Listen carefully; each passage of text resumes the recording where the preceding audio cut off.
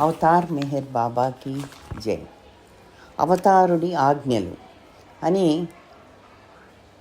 ఒక వాస్తవ సంఘటన మనకి భావుకల్చరి గారు చెప్పింది. ఇప్పుడు చూద్దాం. ఆయన ఒక పత్రికకి ఇచ్చిన ఇంటర్వ్యూలో ఈ విషయాలన్నీ చెప్పారు. ఒక బాబా ప్రేమికురాలు డెహ్రాడూన్ నుంచి బాబా దర్శనం కోసం చాలా కాలంగా ఉత్తరాల ద్వారా రాసింది. ఏ కారణం చేతనో బాబా అనుమతించలేదు. ఎప్పటికప్పుడు వాయిదా వేస్తూ వచ్చారు. ఇది ఇలా ఉండగా 1958 ఫిబ్రవరిలో మెహరాబాద్లో ప్రాంతీయ సహవాసు ఏర్పాటు గురించి సర్క్యులరు విడుదలయ్యింది. హిందీ, మరాఠీ గ్రూప్లో ఆమె పాల్గొనేందుకు తన పేరు నమోదు చేసుకుంది. సహవాస ప్రారంభమైన తొలి రోజున బాబా ప్రతి ఒక్కరిని ప్రేమగా పలకరిస్తూ కుశల ప్రశ్నలు అడిగారు.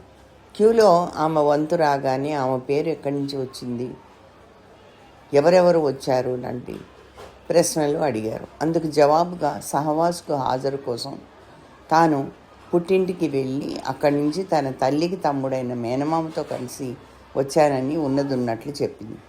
అవతారుని దగ్గర దాచాలన్నా దాగవుగా సర్వజ్ఞుడైన అవతారుడు, నీ భర్త అనుమతితోనే వచ్చావా అని ప్రశ్నించారు. నా భర్త నిన్ను తీవ్రంగా వ్యతిరేకిస్తాడు.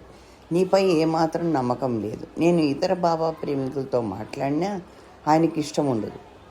అతనికి తెలిస్తే సహవాస్కి నన్ను పంపవద్దని చెప్పి మా అమ్మగారింటికి వెళ్ళి అక్కడి నుంచి నేరుగా ఇక్కడికి వచ్చానని చెప్పింది. తాను ఇక్కడ రావడం కూడా తన భర్తకు ఏమాత్రం తెలియదని చెప్పింది.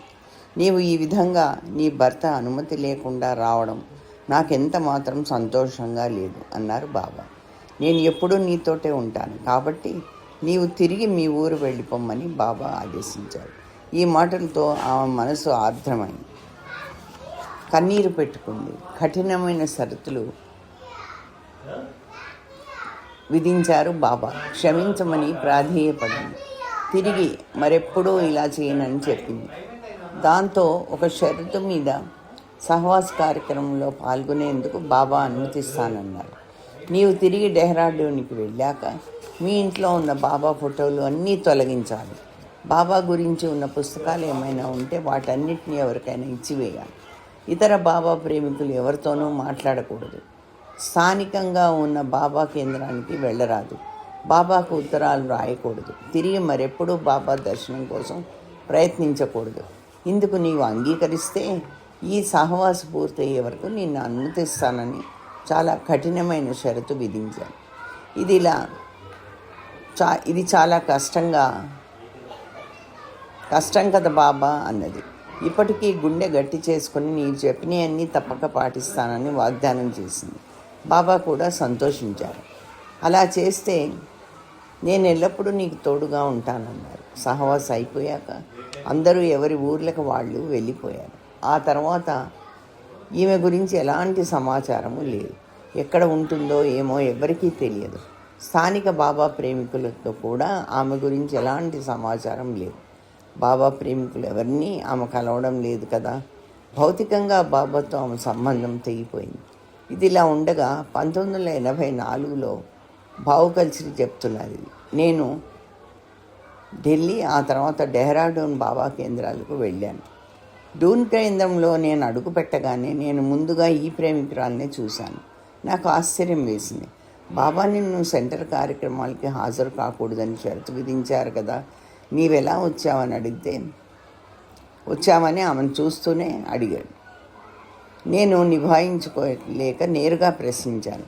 బాబా ఆజ్ఞని ఉల్లంఘించడం మంచిది కాదు సుమి అని చెప్పబోయాను. ఆమె ప్రశ్నలన్నీ విని పక్కపక్క నవ్వింది. దీంతో నాకు మరింత కోపం వచ్చినంత పని అయింది. అంతలోనే ఆమె ఏమి చెప్పిందో విన్నాక నేను ఆమెను మనసారా అభినందించకుండా ఉండలేకపోయాను. ఆమె ఏం చెప్పింది అనుకున్నారు? మీరు అనుకున్న ఫలానా ప్రేమికురాలి కుమార్తెను నేను. ఆమె మా అమ్మ. ఆమె బాబా ఆదేశాలను నేటి వరకు 100% పాటిస్తూనే ఉంది. ఏమాత్రం అవతారుని ఆజ్ఞను ఉల్లంఘించలేదు. ఆమె గదిలో బాబా ఫోటోలు, బాబా పుస్తకాలు, బాబాకి సంబంధించినటువంటి సమస్తం ఏనాడో తొలగించింది. మా నాన్న ఎన్నడైనా బాబా ఫోటో ఆమెకి ఇవ్వబోతే ఆమె అందుకు అంగీకరించడం లేదు. బాబా తన వెంటనే ఉన్నారని చెప్తుంది. అంతేకాక మా నాన్న పూర్తిగా మారిపోయారు. ఆయన బాబా కార్యక్రమంలో చాలా చురుకుగా పాల్గొంటున్నారు. తన గది నిండా బాబా సాహిత్యం ఫోటోలతో నింపివేశాడు. మా నాన్న ఎంత చెప్పినా ఆమె స్థానిక బాబా కేంద్రానికి కానీ మెహరాబాద్కి కూడా వెళ్ళడానికి ఇష్టపడటం లేదు. ఇది బాబా వారి ఆజ్ఞ అని ఆమె చెప్తోంది. ఇలా ఆమె కూతురు అనేక విషయాలు చెప్తుంటే ఆమె మాటలు నన్ను ఆశ్చర్యపరిచాయి. అవతారుడు ఇచ్చే ఆజ్ఞలు ఒక్కొక్కరికి ఒక్కో తీరున ఉంటాయి. సామాన్యులకు అర్థం కావదు. భౌతికంగా మనం దూరంగా ఉన్నా ఆయన నుండి దూరంగా ఉండడం ఎన్నడూ జరగదు. బాబా మన ఊపిరి కన్నా దగ్గరగా ఉంటానన్నారు. ఈ అనుభవం వ్యక్తిగతం సుమి అని బావు ముగించారు. అది ఎవరి కాళ్ళకి అనుభవంలోకి రావాలి తప్ప మనము ఏ పుస్తకాల్లో చదివో ఎవరు చెప్పింది వినగానో అది మనకు వచ్చేటువంటి అనుభవం కాదు. స్వయంగా ఎవరి కాళ్ళు అనుభవించిందే రాస్తున్నారు.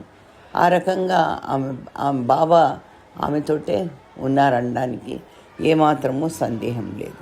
అవతార్ మెహర్ బాబాకి జై.